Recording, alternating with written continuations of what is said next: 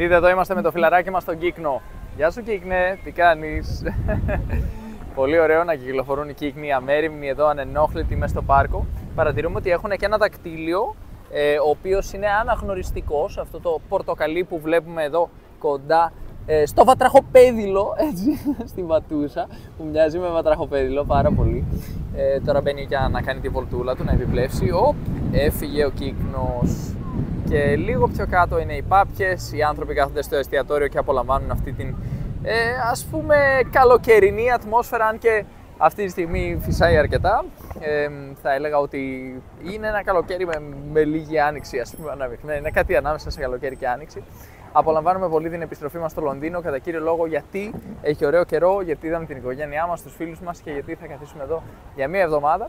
Ενώ παλαιότερα που ζούσαμε μόνιμα εδώ πέρα δεν το εκτιμούσαμε και τόσο πολύ όταν ζούσαμε στην Αγγλία μόνιμα.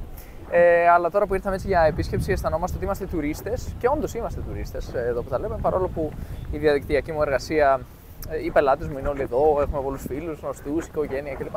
Παρ' όλα αυτά, πλέον δεν αποτελεί τη βάση μας η Αγγλία, δεν αποτελεί ας πούμε την πατρίδα μας κατά μία έννοια. Και κατά μία έννοια δεν ήταν ποτέ η πατρίδα μας, αλλά είναι η μισή μου πατρίδα εμένα, οπότε είμαι λίγο μπερδεμένος με την Αγγλία πάντα. Γιατί έχω καταγωγή από εδώ, αλλά γεννήθηκα και μεγάλωσα στην Ελλάδα και η πατρίδα μου πάντα θα είναι η Ελλάδα. Παρόλο που η Βραζιλία έγινε και αυτή μια δεύτερη πατρίδα μου, έτσι γυρίσαμε στην Αγγλία και πάντα είμαι λίγο μπερδεμένος. Δεν έχω καταλάβει αν έχω επιστρέψει σπίτι, αν είμαι στο σπίτι της οικογένειάς μου, ας πούμε, της μισής μου οικογένειας. Παρ' όλα αυτά, σε κάθε περίπτωση είναι ένα ευχάριστο αίσθημα. Θα είμαστε εδώ για λίγες μέρες ακόμη πριν επιστρέψουμε στην Ελλάδα. Θα προσπαθήσουμε να εξερευνήσουμε όσο πιο πολύ μπορούμε, ενώ παράλληλα επισκεφτόμαστε φίλους, γνωστούς, συγγενείς.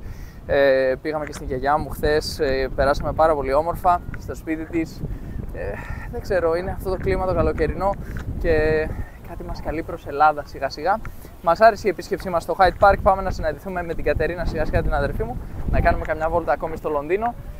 Μας έκανε εντύπωση που ο ήλιος διεί πολύ αργά εδώ στην Ευρώπη σε σχέση με την Παραγουάη όπου βρισκόμασταν προηγουμένως και έδιε ο ήλιος 6 ώρα το απόγευμα, ας πούμε, ενώ εδώ διεί 9. Μπερδευόμαστε δηλαδή, φτάνει 8 η ώρα το απόγευμα και λέμε τι γίνεται εδώ πέρα. Είναι περίεργο αυτό το πράγμα με την αλλαγή του ήλιου που διεί τόσο αργά.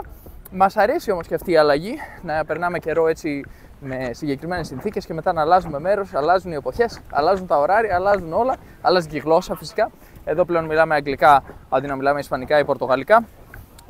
Φυσικά για μένα τα αγγλικά είναι κάτι πολύ συνηθισμένο γιατί χρησιμοποιώ αυτή τη γλώσσα καθημερινά στην εργασία, με τους πελάτες μου, με τους μαθητές μου.